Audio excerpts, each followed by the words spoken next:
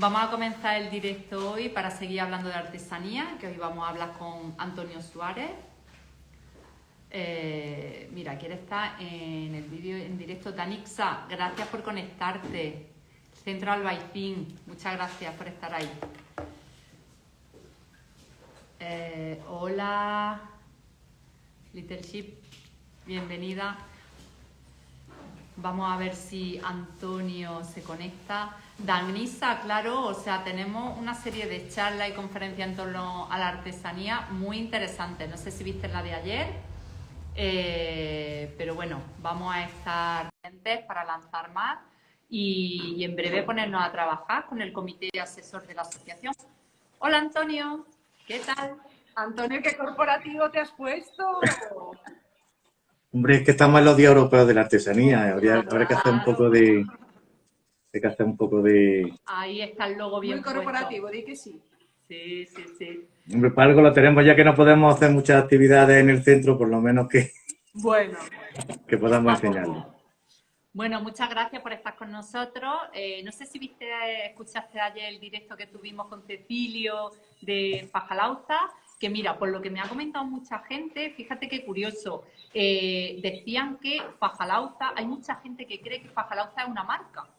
Y Cecilio ayer explicó muy bien que es una técnica y que hay varias marcas que la utilizan. Pues Cecilio Morales fue la empresa que ayer estuvo con nosotros, pero que hay otras muchas. Así que bueno, creo que la charla fue muy instructiva para todo el mundo que le interesa la artesanía y las cosas bonitas en general, porque la artesanía la verdad es que son oficios de cosas preciosas.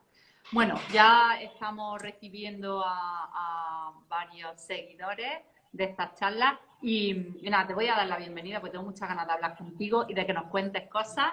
Antonio, entonces Antonio Suárez, el director del Centro Albaicín, nos va a hablar de los retos de una artesanía post-pandémica, un profesional con muchísima experiencia en el sector, conoce a todos los sectores de la artesanía en Granada y a nivel regional, porque su centro depende de la Consejería de Empleo de la Junta de Andalucía y además su centro es un centro de referencia nacional de los que hay pocos y eso supone también una serie de ámbitos y de gestiones que realizan para el sector muy importantes.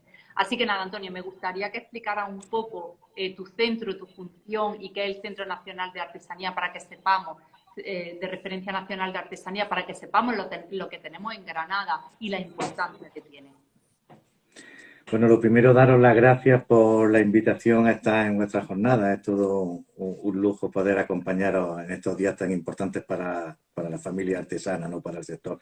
Bueno, yo creo que todavía no lo hemos presentado oficialmente, aunque ya llevamos por lo menos un tiempo. Lo que pasa es que nos ha pillado la pandemia por medio y no nos ha permitido poder darle la visibilidad que se merece un centro de referencia. Es importante porque es el único centro de referencia nacional que existe en artesanía, es decir, no hay más centros de referencia nacional de artesanía. Es decir, cada centro de referencia nacional representa una familia profesional concreta y está pues el de automoción, el de fontanería, el de química, el de alimentación y está el de artesanía, ¿no? Entonces, pues creo que es importante el que podamos contar con este organismo en Granada, pues va a permitir que a corto, medio y largo plazo sobre todo, porque se ve a Granada como el epicentro de la formación profesional en el sector artesano, que creo que es importante. Y el centro recién tenía 20 años de trayectoria, empezó en el año 2001, estamos justo en el 2021, hace ahora 20 años, lo que pasa que bueno, hemos tenido muchas vicisitudes, porque empezamos como un organismo autónomo que pertenecía tanto a la Junta de Andalucía como al Ayuntamiento de Granada, pero bueno, desde el 2015 pertenecemos directamente solo a la Junta de Andalucía, al Servicio Andaluz de Empleo, que asume las competencias completas de nuestra entidad. Y bueno, desde el año 2019, que nos nombra el Consejo de Ministros, pues somos centro de referencia nacional. Aunque realmente empezamos a funcionar como tal hace varios meses, es decir, a finales de noviembre y primeros de diciembre empezamos a trabajar como centro de referencia nacional. ¿Qué es un centro de referencia nacional? Un centro de referencia nacional es un centro que tiene que ser la punta de lanza de la formación profesional para un sector concreto. En nuestro caso, la artesanía, lo que hace el Gobierno de España, junto con las comunidades autónomas, es crear este tipo de centros por el territorio para que cuando se diseñen las políticas relacionadas con la formación en la artesanía, en nuestro caso, pues que se haga a través nuestra. Entonces, todo lo que es los cambios, las transformaciones, la formación, el captar las necesidades que tiene el sector para incorporarla a dicha formación, investigar, observar el mercado, todas estas cuestiones, pues al final tienen que pasar a través nuestra. Y por eso digo, ahora estamos empezando, pero poco a poco se irá visualizando la importancia que tiene. De hecho, la semana que viene tenemos Consejo Social y se aprobará el Plan de Actuación 2021.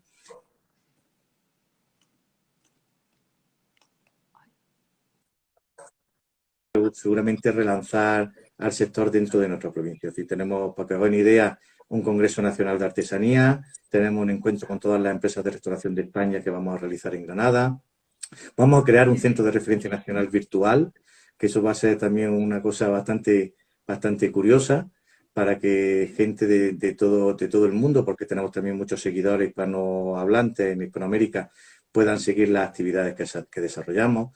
Vamos a llevar una batería de formación importante online para los profesionales en activo. Entonces, todas estas cuestiones, bueno, y después tenemos una parte que es muy importante para nosotros y que además tenemos la suerte de contar en Granada con una de las mejores universidades que existen en el mundo, que es la Universidad de Granada, y con la que nos han dejado casarnos y crear conjuntamente con ellos una cátedra de innovación en artesanía, diseño y arte contemporáneo, una cátedra que va a desarrollar una labor investigadora bastante importante y que seguramente va a ser puntera y yo diría que ya a corto plazo por las actuaciones que ya estamos desarrollando, ¿no? Entonces, creo que es muy importante. Además, Ana García, la directora de la cátedra, estará la semana que viene también aquí en vuestras jornadas.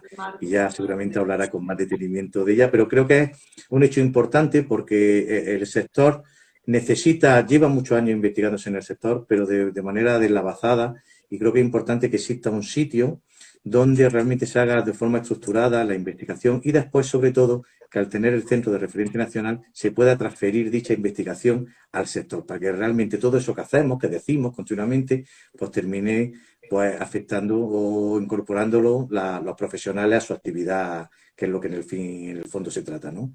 Y creo que eso es importante que lo tengamos en cuenta.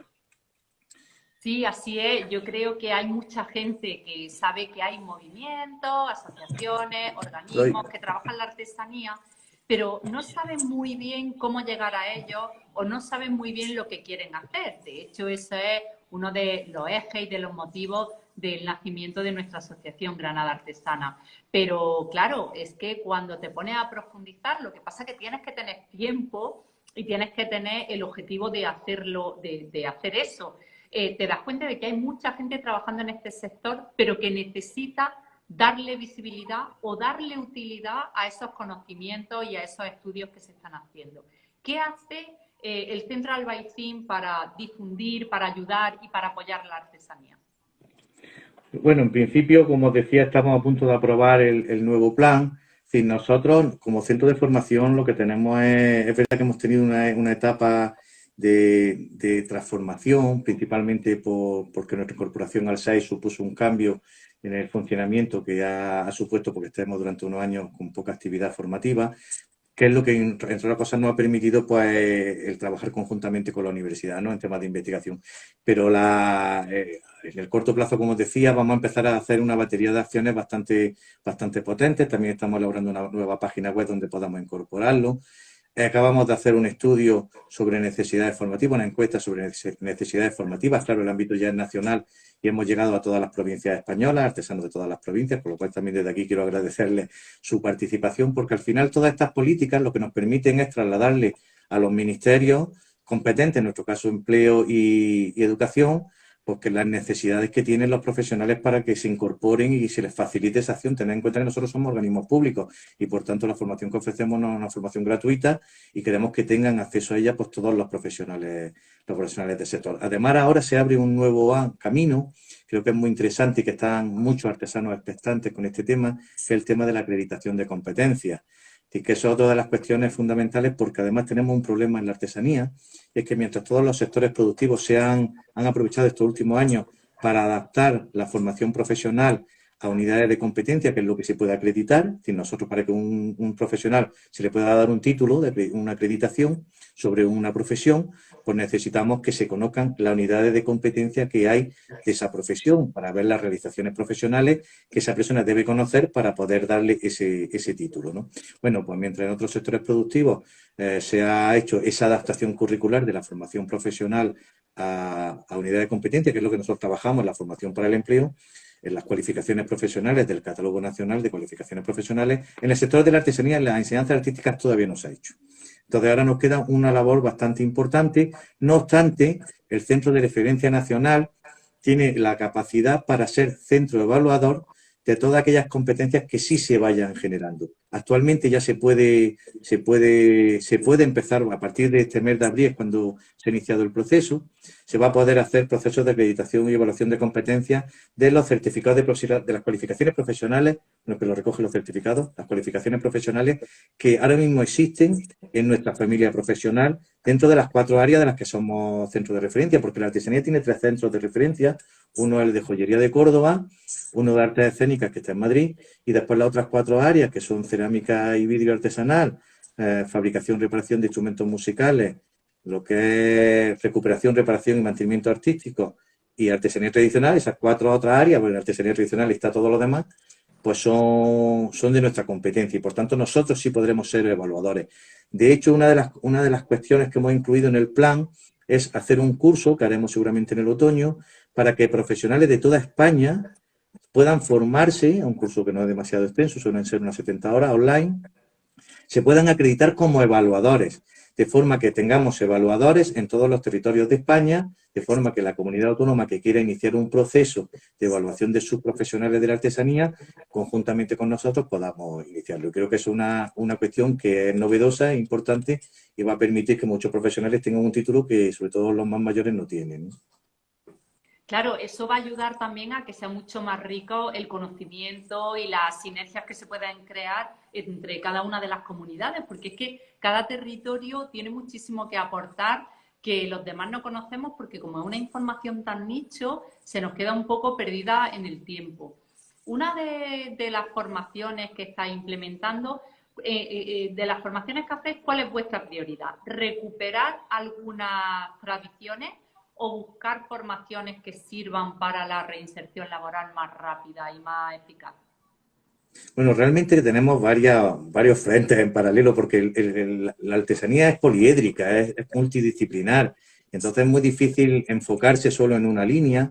De hecho, una de las cuestiones que consideramos que es importante, es decir, nosotros tenemos que ir un poco por delante, digo, no nosotros como Centro Vecino, sino en general las instituciones que nos dedicamos a apoyar la artesanía, ¿no? Debemos ir un poco por delante y debemos ir rompiendo esos muros que hacen avanzar la artesanía hacia el futuro.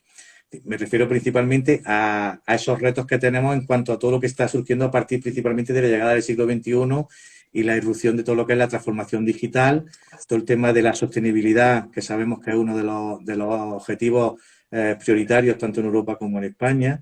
Sí, todas estas cuestiones, o incluso el tema de la economía creativa, sabemos que son políticas que están irrumpiendo muy fuerte, y la artesanía no se puede quedar atrás, porque la artesanía es uno de los sectores que están incluidos en la economía creativa y debe de también adaptarse a esta realidad.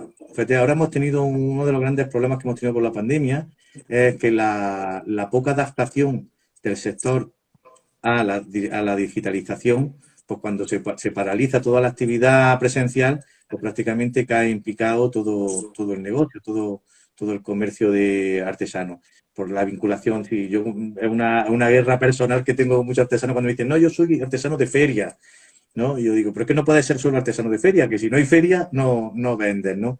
Y entonces, claro, tenemos tanta diversidad de artesanías, tenemos la artesanía más tradicional, una artesanía que necesita adaptarse a una nueva realidad también para que siga siendo competitiva, porque yo siempre digo, es una maravilla un margueño, y ojalá todos pudiéramos tener margueños, pero ¿qué casa hoy día, qué pisos permiten tener un margueño? Entonces, evidentemente, ese tipo de artesanía puede tender a desaparecer si no encontramos una contemporaneidad a esos productos, si no encontramos fórmulas para que esos productos sigan teniendo ese interés por parte del público. Mira, una encuesta que salió el año pasado en Inglaterra, ¿no?, por el British Council, decía que la mayoría de la población que hoy día compra artesanía en Inglaterra son menores de 35 años.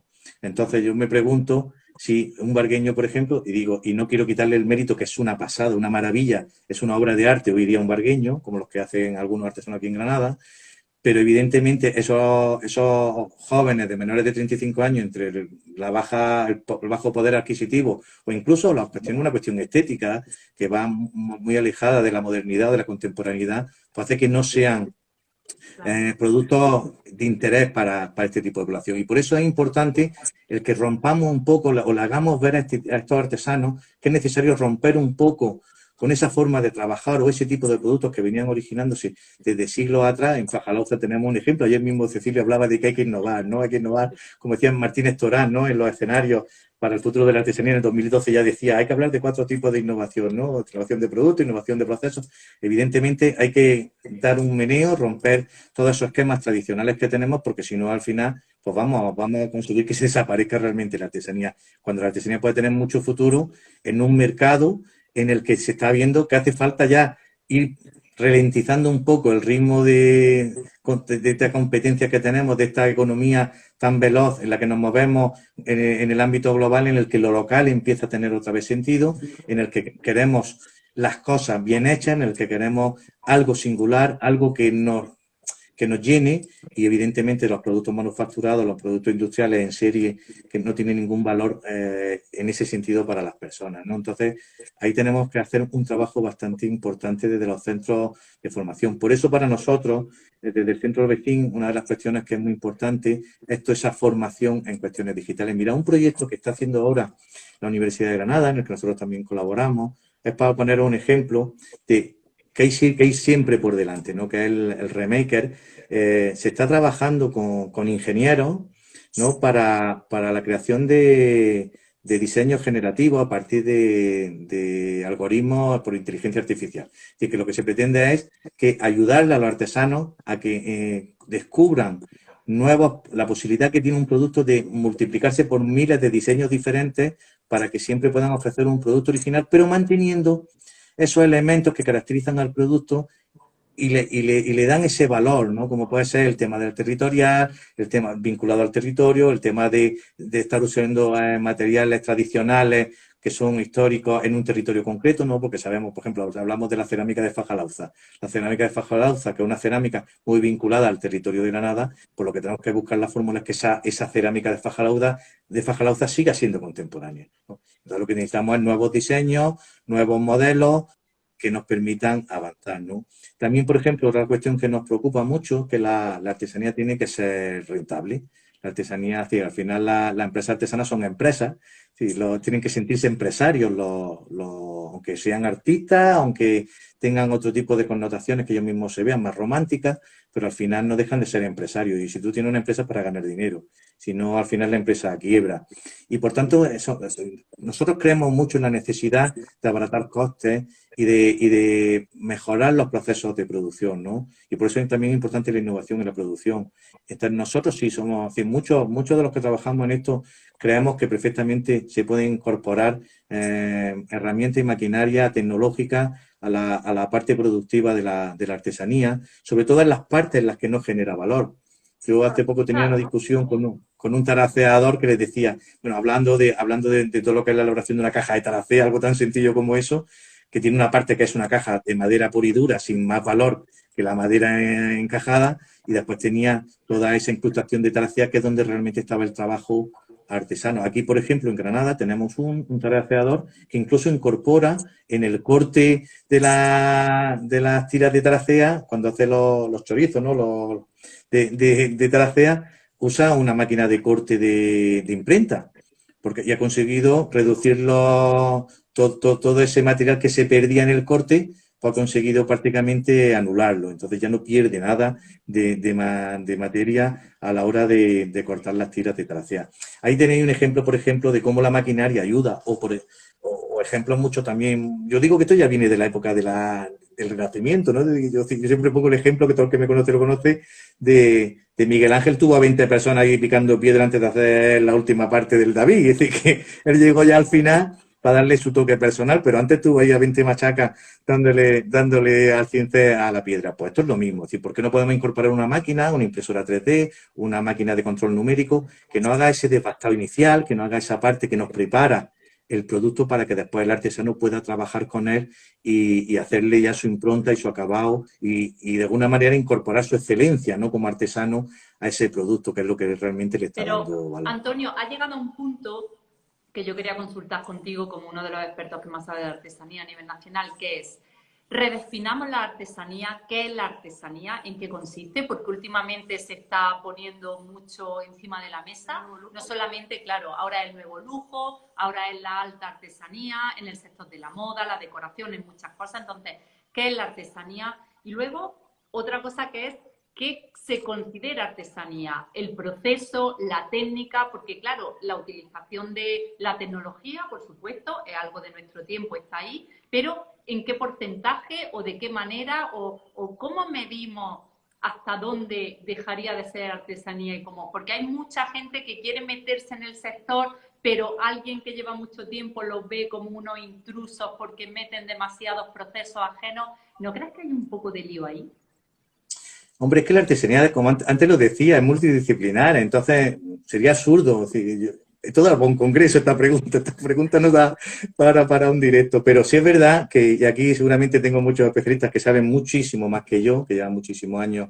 Fíjate, muchas de las cosas que yo he dicho hoy ya las planteaba nuestro amigo Félix Sanz de Castilla y León en el Congreso de Barcelona de Sostenibilidad en 2010. Es decir, que son cuestiones, porque hay que partir primero, como yo digo, de que cuando hablamos de moda, de lo que es la slow fashion o la artesanía lenta, pero es que somos lentos también de desarrollo. Es decir, que aquí decimos las cosas y tardamos 50 años en aplicarlas o por lo menos en concienciarnos en la necesidad que hay. Mirad, sí, aquí estamos hablando de diferentes artesanías. Antes os decía, sí, evidentemente hay una artesanía tradicional que va muy relacionada con el territorio, que va relacionada con unos materiales muy concretos. La cerámica de Fajalauza tenía un ejemplo de ello. Después tenemos otro tipo de artesanía, que es una artesanía que de alguna manera también hay que intentar darle un meneo, que es la artesanía low cost, con una artesanía que también se entremezcla con el souvenir barato que se hace de forma manufacturada y muchas veces genera confusión con el propio cliente, que no sabe exactamente qué es artesanía y qué no.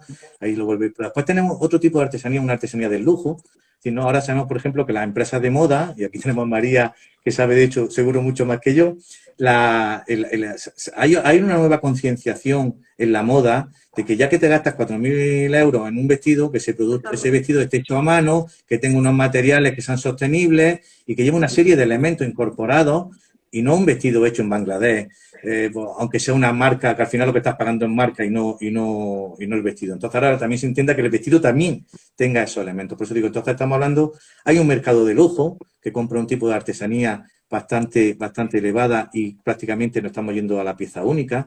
Empieza a haber artesanía en galerías de arte, que son prácticamente la incorporación del diseño, porque el diseño se separa de la artesanía cuando llega la revolución industrial, porque de hecho, el diseñador surge en el ámbito industrial porque hay que diseñar esos productos que van a realizar las máquinas, ¿no? Y así surge de alguna manera el diseñador. Pero bueno, el diseñador ahora está descubriendo en la artesanía una nueva manera de entender los productos, de concienciarse sobre las necesidades que tienen los productos actuales, de tener ese tipo de valores, esos elementos. Yo creo que ahí es donde nosotros tenemos que lanzarnos, ¿no? También está la artesanía contemporánea, que va por otros derroteros. Yo digo que hay muchos tipos de artesanía, entonces no podemos decir qué es artesanía o qué no es artesanía hoy día. Lo que sí tenemos que tener claro es que la artesanía como tal tiene que tener unos valores. Y esos valores que tiene la artesanía lo pueden tener todos los tipos de artesanía, sea desde la tradicional a la contemporánea. Y ahí es donde hablábamos, por ejemplo, del tema local. Y para mí es muy importante el territorio vinculado a la artesanía. Ahora, ¿qué es lo que pasa? Que también tenemos que ser conscientes, ahora más que nunca con la pandemia lo estamos viendo, que el que quiere vender tiene que vender por Internet. Entonces, aunque nosotros queramos vincular nuestra artesanía como cerámica de Fajalauza, que va muy vinculada al territorio, yo tengo que meterle una serie de elementos a ese producto que permita que una persona que no sea de este territorio lo pueda identificar como del territorio, pero también le sea útil en el suyo. Entonces, es importante que cuando... Perdona, uno de las vías que tenemos nosotros en la Asociación Granada Artesana es la digitalización, porque muchas veces los artesanos están metidos en su horno, el orfebre, el que hace los faroles, el que hace las joyas, están muy como ensimismados en el producto, pero luego para darle salida de forma es muy complicado. Entonces nosotros es una parte en la que queremos colaborar para digitalizar, para que puedan vender y facilitarles un poco esa salida al exterior, ¿no? Que no se quede solo en esos talleres. Es que es muy importante, es muy importante además, mira, zapatero tus zapatos, ¿no? Es decir, que es verdad que es bueno que las personas tengan conocimientos básicos, como yo digo, es decir, hoy día estamos promocionando mucho desde las instituciones o desde las entidades como la nuestra o las universidades, está fomentando las escuelas de diseño, el trabajo de diseñadores y artesanos conjuntos. Hace muchos años que hay mucha experiencia en Valencia, en Barcelona, la nuestra, de lo que es el proyecto ADA, hay mucha experiencia de juntar diseñadores con artesanos y creo que es bueno porque los diseñadores se acercan a la materia prima, a los elementos, a los objetos con los que después van a diseñar y a los artesanos les permite un cambio de mentalidad con respecto a esa artesanía que producen. Pero sí es evidente que independientemente de que tú tengas unos conocimientos básicos sobre temas de gestión empresarial, sobre temas de gestión digital, es importante el binomio con otros productores. Sí, mira, hay ejemplos ya en otros países que a mí me llaman la atención porque al final el sector artesanal es un sector muy individualizado. Sí, cuando se dice, es que aquí el 90% de las empresas son autónomos. Entonces dices tú, bueno, es que aquí no existe la figura, como si hemos visto en otros países, en los que se junta una persona de empresariales, se junta un diseñador y se junta un artesano. Y entre los tres montan una empresa.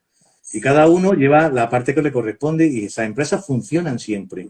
¿Por qué? Porque cada uno está concentrado en la parte que le corresponde, ¿no? Y según va aumentando la producción, van metiendo más artesanos. Sí, eso está funcionando en otros países, lo hemos visto esa experiencia funcionando. Pero aquí en España no se da mucho el cooperativismo en ese sentido desde el punto de vista empresarial.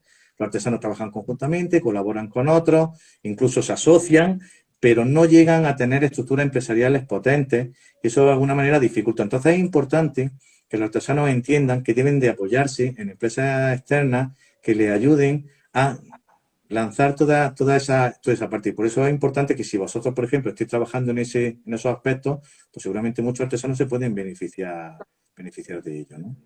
Es la idea. Mira, os voy a poner un ejemplo que os va a llamar la atención, muchos lo conocen, y es el caso de Paco Luis Marto, un artesano de Úbeda que hace carpintería de armar. Paco Luis, hace unos años, hizo un esfuerzo bastante económico, bastante importante, en poner en Los Ángeles, en Hollywood, un comercial que pudiera mostrar y enseñar el artesanado. Al final, el artesanado moderno es un producto bastante caro, un producto muy de alta calidad y de muy difícil venta hoy día. ¿Quién tiene en su casa un artesanado, no? Principalmente aquí en España estaba abocado a la restauración del patrimonio. Y entonces él coge y este hombre consigue allí colocar un par de artesonados en casa en Hollywood, un par de actores famosos, y automáticamente todos los actores querían un artesonado español en su casa. Es decir, lo que quiere decir con eso que es importante apoyarse en gente especialista en otras disciplinas que te puedan ayudar a promocionar y a fomentar tu empresa artesanal, ¿no? Es que yo creo que de todas formas es que en España no se ha generado esa necesidad, ¿sabes? Yo me acuerdo cuando estudiaba que hacía encuestas, sociología, el 79% de las personas que salían de mi facultad, por ejemplo, querían ser funcionarios. Por tanto, al final es esa cultura que no se ha generado en España y que ahora parece que se está viendo un poco con la reinvención en este tiempo pospandémico, en que se está viendo otro tipo de alianzas, ¿no? Que creo que también eso es muy importante, pero creo que en España ha formado parte de, bueno, pues de lo que hemos ido viviendo y heredado, ¿no? De nuestros mayores, por de alguna forma, que era tu trabajo fijo para toda la vida, tu oposición, tal, no sé qué, y ahora pues creo que, bueno, el tema del emprendimiento y bueno, de la empresa, al fin y al cabo, creo que es importante y creo que está ayudando un poco, ¿no? A que la gente vea normal que pueda estar 5 años en un trabajo, otros 5 en otro, incluso que pueda hasta montar su propia empresa.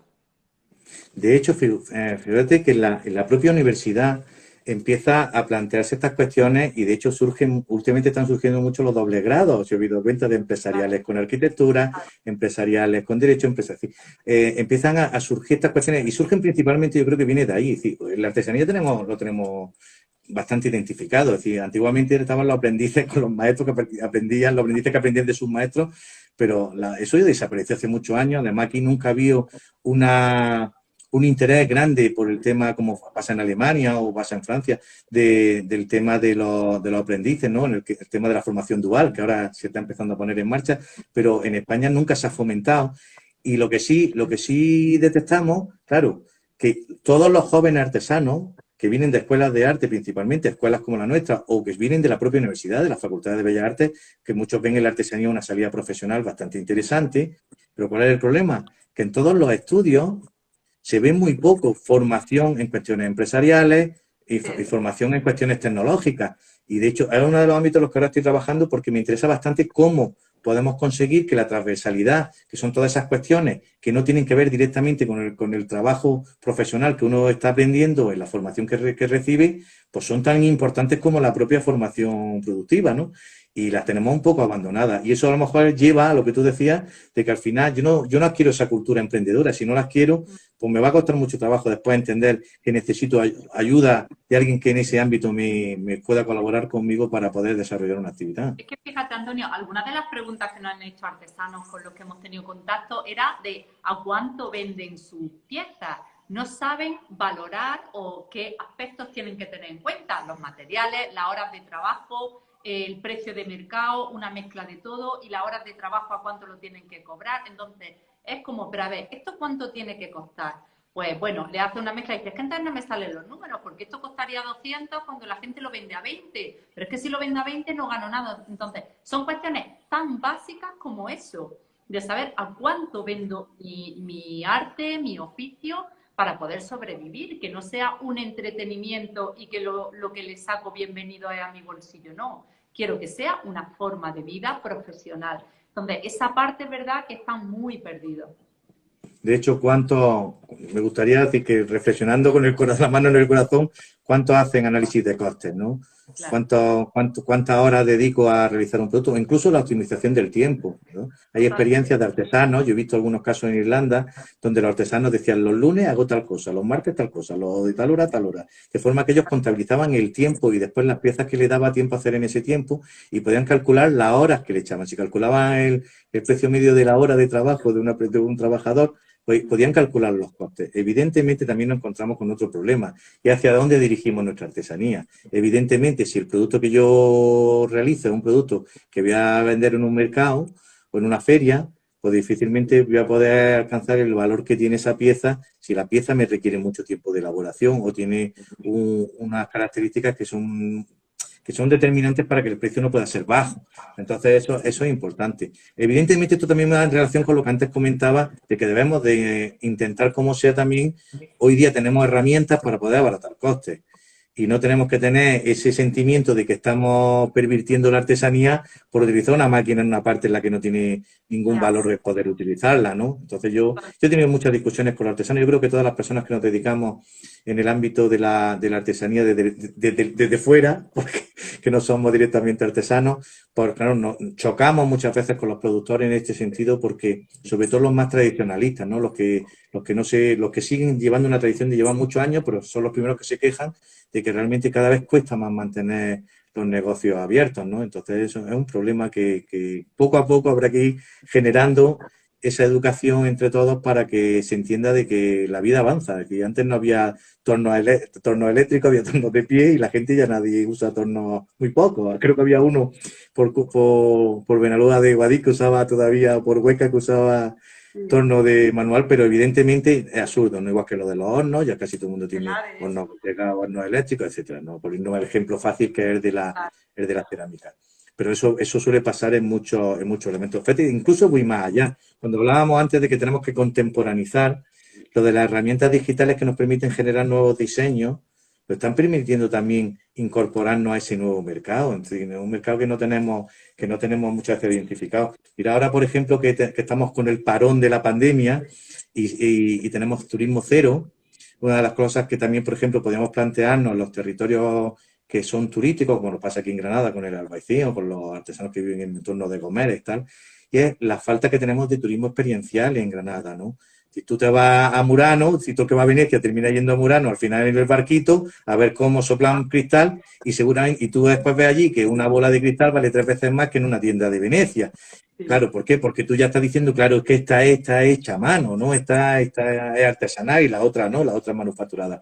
Pues evidentemente, si nosotros tuviéramos la capacidad de poder a los turistas que vienen a Granada, igual que visitan la Alhambra, pues vienen a conocer cómo se hace la cerámica de Fajalauza, vienen a tocarla, vienen incluso a hacer intentos de elaboración de la misma, o por lo menos a ver cómo se realiza. Entonces es importante que los talleres, que la gente para empezar esté en talleres. Yo siempre en mi guerra de que, siempre se lo digo a todos los artesanos, de que tienen que tener un taller abierto al público, de que es muy difícil muchas veces porque evidentemente tiene unos costes fijos bastante importantes, pero bueno, hay alguna experiencia que hace poco, pasa que justo llegó la pandemia y todo se paralizó, pero hay varios artesanos que se han juntado en el Albaicín y han montado varias tiendas de forma conjunta. O por ejemplo están los centros como en el que estáis vosotras, ahí en el Gallo, donde evidentemente también se puede hacer mucho trabajo colaborativo entre varios artesanos y también a barata costes, pues sobre todo por los gastos fijos de local. Pero creo que es importante en ese sentido que ofrezcamos algo diferente, porque si no ofrecemos algo diferente nos va a costar mucho trabajo Claro, olvidarnos del souvenir, ¿no? Has comenzado hablando antes de cómo rentabilizar y sacarle la parte económica de montar un negocio de la artesanía y ya has empezado a tocar la siguiente pata que consideramos fundamental, que es la parte del marketing comunicación, es decir, la artesanía hay que saber venderla, hay que saber explicar por qué un plato cuesta 400 euros y no le estoy robando a nadie, pero hay que saber contar un relato para que quien lo compre se sienta afortunado de pagar 400 euros por un plato o cualquier objeto que consideremos. Y ahí está la parte de unir la experiencia o de conocer algo más, no solamente la funcionalidad del objeto, ¿no? Y por ahí es cierto que sería... Es que es fundamental la comunicación. Y yo creo que muchas veces el problema que tenemos es que no sabemos contar bien el relato. Y cuando antes hablábamos, ¿cuál es la artesanía? Ahora, ¿qué podemos decir que es artesanía? ¿No? La pregunta del millón. Evidentemente, la artesanía hoy no podemos verla como ese objeto hecho a mano. Eso ya es algo caduco. Tenemos que verlo como ese elemento diferenciador del producto manufacturado industrial. Me está ofreciendo este producto algo diferente a lo que me ofrece la industria. Y eso es el valor que tiene ese producto y eso es lo que hace ser un producto artesano, ¿no? Pero figuraros que el concepto artesano se incorpora ya prácticamente en todos los ámbitos. Que hablamos hasta de gestión del marketing artesano. Yo cuando tú pones artesano en Internet, en Google, y te aparecen millones de empresas de comunicación que hablan de artesanía. Y en la alimentación, es decir, que es verdad que de alguna manera prostituimos un poco el término artesanía. ¿Pero por qué? Porque al final lo que se está buscando, todo el que lo utiliza, es buscar ese elemento diferenciador de su producto con respecto al producto de masa, ¿no? El producto ese rápido, de consumo rápido, sin ningún valor para nadie. Y eso es lo que hoy día tenemos que darle ese valor al producto artesano. La comunicación es fundamental. Sí, uno de los problemas que hemos detectado también con el estudio que hizo la Universidad de Granada en la pandemia fue que el 66% de las empresas artesanas no tenían página web, para empezar, por ejemplo. O como yo digo, es decir, yo muchas veces siempre lo digo, es muy difícil lanzarse al abismo de vender por internet de primera, sobre todo cuando tienes desconocimiento, pero también para empezar están los marketplaces, donde tú puedes iniciarte y después si vas teniendo que tiene una producción consolidada, independientemente de que yo siempre pienso que es bueno tener una página web, porque al final es tu portafolio. Claro. No se puede, y se puede ver... mejor vender en 2 sitios que en 1 o en 25. De hecho, hay estudios de la pandemia que dicen que en los 8 meses de pandemia se ha adelantado los 20 años que España preveía para la transformación digital de los comercios. De 8 meses pero es toda la vida. Pensad dónde estamos ahora mismo. Estamos a través de un móvil teniendo una charla. Esto hubiera sido impensable hace unos años, ¿no? Seguro. Claro. Entonces, al final, lo que estamos viendo es que es muy importante que te conozcan, que te vean, que te visualicen. Y hay muchas formas de poder hacerlo. Evidentemente, la forma presencial también está ahí y algún día la recuperaremos, pero en momentos como el que vivimos ahora mismo son muy complejos y si quieres sobrevivir, ¿no? Porque hay unas palabras que dijo Lala de Dios en la jornada que a mí se me quedaron grabadas, ¿no? Y es verdad que la precariedad que ha tenido siempre el sector artesano, que vive siempre muy cercano a la precariedad, pero al final tiene una resiliencia muy fuerte, tiene una capacidad de sobrevivir a todo lo que ha pasado. Y de hecho la artesanía no tiene toda la historia de la humanidad, tiene la historia de la artesanía. Y entonces evidentemente la artesanía está ahí y va a seguir estando. Ahora, mira, yo estoy muy preocupado hace unos días hablando con Rocío, la jefa de servicio de aquí de Artesanía de Granada, me decía porque evidentemente muchos artesanos ahora mismo pues están cerrando, pues si solo hay que dar un paseo por el centro de Granada y ver todos los locales que nos encontramos, se alquila, se vende, ¿no? Entonces la artesanía no va a ser menos, sobre todo cuando la artesanía que tenemos aquí en Granada, principalmente una artesanía que se mueve en el ámbito muchas veces turístico, ¿no? Claro, entonces, el primer paso que hay que dar, fíjate, incluso hay artesanos que son amigos comunes que tenemos, y yo creo que a lo mejor están por aquí escuchándonos, que yo siempre les digo, tienen que veros trabajar, tenéis que poner una página web con vuestros productos, que vean vídeos donde se vea cómo trabajáis, que vosotros mismos contéis lo que hacéis. Eso es fundamental hoy día, porque eso hará que la gente valore tu trabajo. Y realmente cuando la gente quiera adquirir, va a querer adquirir un producto tuyo por todo lo que significa, todo lo que hay detrás del mismo, ¿no? Sí, así es. Es fundamental y es verdad que tenemos que aprender a sacarle ese partido y de acercar la artesanía, que se conozca y se sienta para que todo el mundo empiece a valorarla y a volver a quererla, porque ahora, fíjate, de ser una cosa como que estaba en clases más bajas, ahora las clases más altas son las que están valorando esto. Pero yo creo que debe empezar a permeabilizar esa idea hacia la generalidad de la población para poder aprender de eso. Y también con esta pandemia otra cosita que ha pasado es que nos hemos vuelto un poco más interiores, más de lo local, a valorar lo local. No quiere decir que desechemos lo demás, sino a valorarlo, a mirar alrededor y a darnos cuenta de cosas maravillosas que tenemos. Y creo que ese es el momento también para aprovechar y decir, oye, que estoy aquí, que en Granada se siguen haciendo estas cosas. Ayer Cecilio lo decía, es que cuando estamos fuera de Granada y oímos la palabra Fajalauta, parece que la empresa es nuestra, nos sentimos muy orgullosos y eso es muy chulo. Claro, sí, pero va un poco en relación con lo que antes comentaba, ¿no? Que esos productos que van muy vinculados al territorio tienen que tener identificadores globales, lo que se llama lo local, ¿no?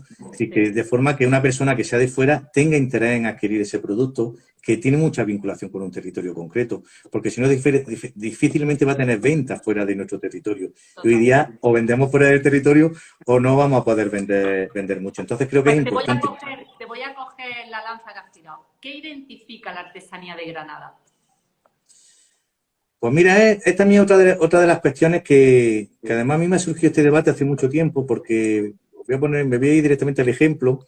Hace unos años me pidieron que viera qué posibilidades había de, en Granada, pedir una denominación de origen, ¿no? Lo que son las identificaciones geográficas protegidas de productos no agroalimentarios, ¿no? Los IGP de la Unión Europea, que hay auténticos problemas. Ya parece ser que se va a empezar a desbloquear, que Europa por fin ha entendido que igual que protegemos la comida, ¿no? Protegemos el vino de Rioja, podemos proteger la cerámica de Fajalauza. Y una de las cuestiones que nos planteábamos era cuáles son las artesanías propias de Granada, porque es verdad que hay muchas artesanías que se hacen en otros territorios, Citaracea se hace también en otros territorios, pero hay cuestiones que a lo mejor no son tanto del producto como de la identificación del territorio. Por ejemplo, me voy a un producto que es muy, muy granadino en su concepción, que es el tema de la guitarra. La guitarra granadina no tiene una elaboración específica como granadina, pero sí es verdad que tenemos un elemento diferenciador en Granada con respecto a otras provincias, es que tenemos la mayor población de artesanos de la guitarra del mundo. La tenemos en Granada. Claro, dices tú, ¿y qué diferencia la guitarra de Granada con la que están haciendo los Ramírez de Madrid? Pues yo en principio no soy guitarrero y me cuesta mucho meterme en estos charcos, pero sí es verdad que ellos mismos te dicen que hay 2, 3 tipos de forma de elaborar una guitarra, ¿no? Que vienen de 3 maestros que en su día plantean una forma de construirla, pero evidentemente algo estaremos haciendo aquí cuando venimos además con esa tradición histórica de la guitarra desde el siglo XIX, que de hecho hay quien dice que incluso cuando Torres no concibe la guitarra moderna, la concibe a partir de los constructores granadinos, depende, ¿no? De los constructores granadinos del siglo XIX granadino. Entonces, claro, todas esas cuestiones, pues por ejemplo, son identificadores. Después hay artesanías que prácticamente están desapareciendo. Era una artesanía muy típica de Granada, era el tema de los faroles granadinos, ¿no? Ahí tenéis un artesano que la elabora. Están también los estebes, que son de toda la tradición, los estebes, que son muy, muy potentes en el tema de elaboración de faroles. Pero claro, ¿cuántas empresas quedan de faroles, no? ¿Cuántas empresas quedan de taracea propia de aquí? Muy pocas. evidentemente la cerámica es fajalauza, pero ¿cuántas empresas hacen fajalauza? Es decir, que tenemos un problema bastante grave en Granada de identificación de nuestras artesanías. Tú te vas a la cerámica de Talavera y es muy identificable y tiene 200 artesanos elaborándola. Aquí no tenemos ese tipo de... Pero sí es verdad que podemos identificar 3, 4 artesanías como las que estamos comentando, pero que seguramente o le damos ese empujón y ese impulso para que se contemporanicen o vamos a tener problemas para que en el futuro se mantengan, ¿no? Y Antonio, tú que tienes una buena referencia histórica, ya que has dicho la cerámica de Talavera, que de verdad es un ejemplo, y yo que trabajo en comunicación veo que hacen muchísimas actividades. ¿Ellos qué han hecho? Cuando la cerámica estaba a punto de desaparecer, ¿la han impulsado y ha crecido? ¿O cuando estaba todavía fuerte, la han impulsado y por eso no ha caído? ¿Cómo lo han organizado ellos? ¿Por aprender? Hombre, yo me pierdo también en muchas de las cosas que hacen, ¿no?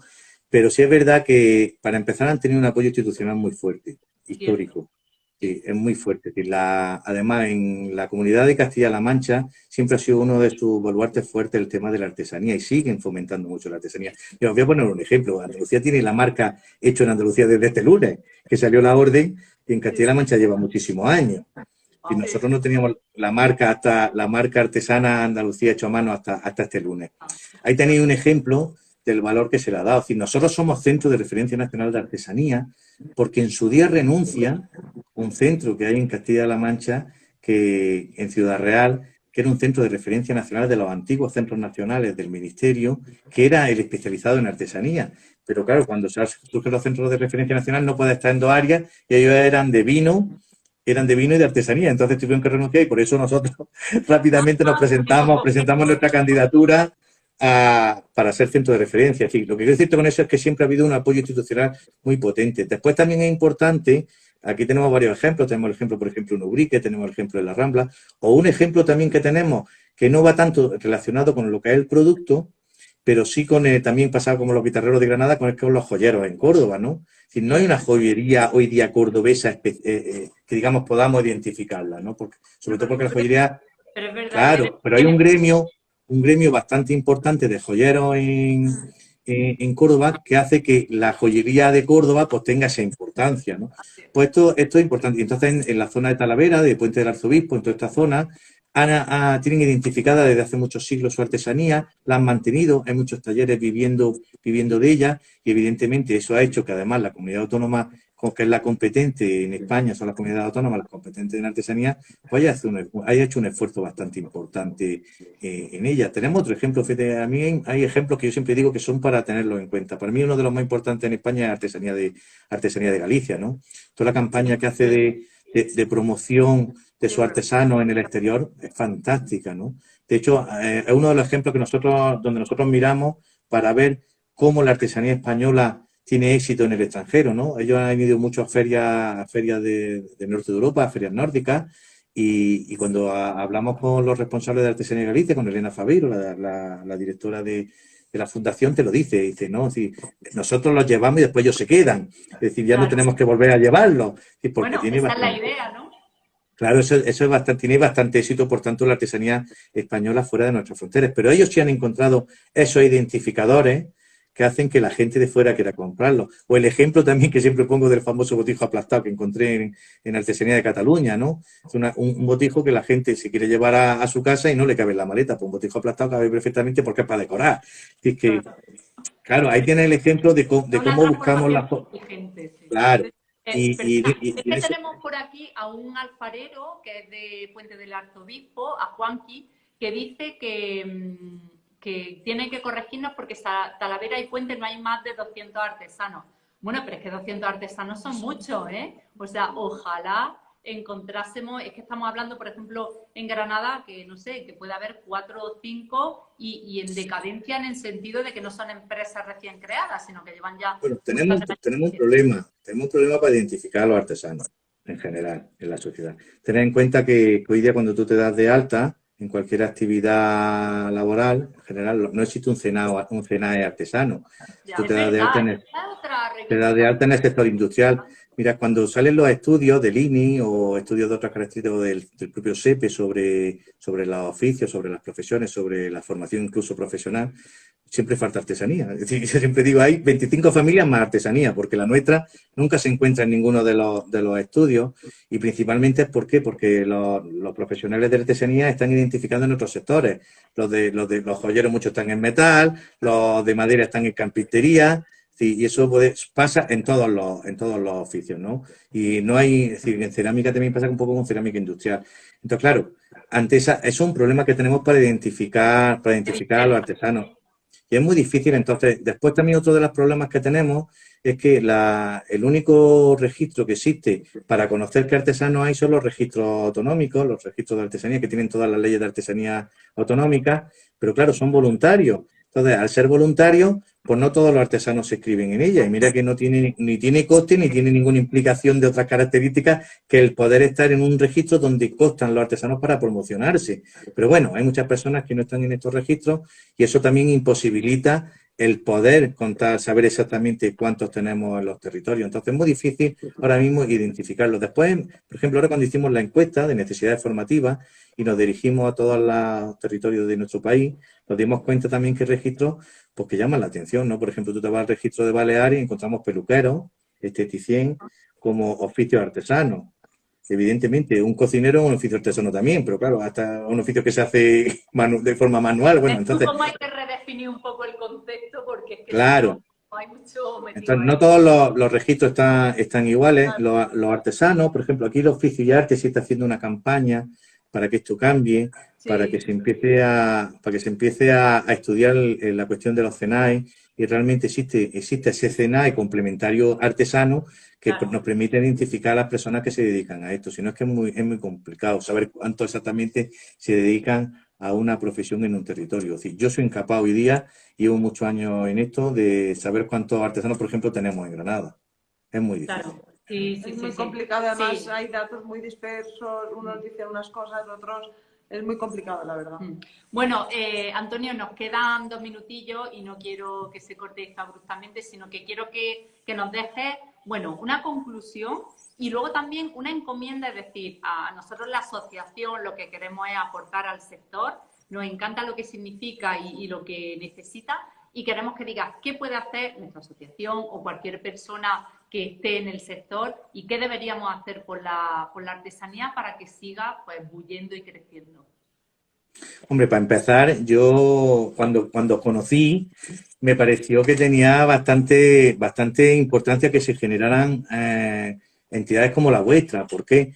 Porque de hecho yo sé que tuvisteis cierto conflicto al principio porque no sabían si erais artesano o no erais artesano, quién erais, ¿no? ¿Quién estaba detrás vuestra? Y al final soy una asociación que se crea para promocionar y para fomentar la artesanía.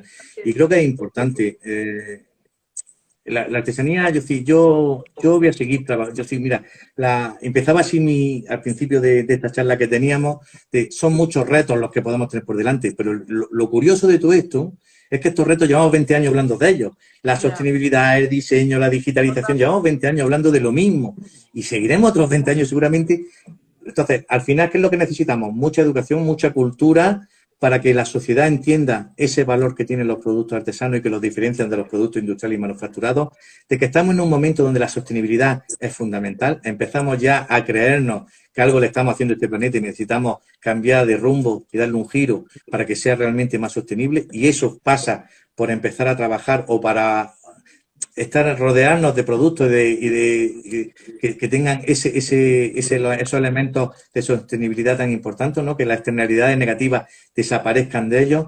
Y por tanto, yo lo que diría es, primero, educación; segundo, promoción, mucha promoción del trabajo del artesano; y tercero, que los propios artesanos se lo crean y que entiendan que hoy día tienen que dar a conocer muy bien lo que están haciendo para que la gente lo identifique con esos valores que tienen con respecto a otro tipo de productos que no lo son. Total. Sí, pues en esa línea estamos. Ya sabes que nuestra línea es la formación, la asesoría y la digitalización. Así que nada, y si tenemos el reto de durante 20 años ir a muerte con eso, pues lo haremos para que la artesanía... Claro que sí. Antonio, Muchísimas gracias por lo que estáis haciendo. Aprendemos contigo en cada conversación Y nada, aquí estamos para seguir pidiéndote cosas y que esta máquina Cuando queráis. esté bien y, por supuesto, para aportar mucho. A todos los artesanos que habéis estado ahí detrás, contad con la asociación, contad con Antonio Suárez y su centro, porque es un centro de referencia no solamente porque tengan el título, sino por el conocimiento y la experiencia que tienen. Así que tenemos una suerte de tenerte en Granada. Un saludo y seguimos trabajando. Gracias, Antonio. Hasta Hasta luego. luego. Adiós.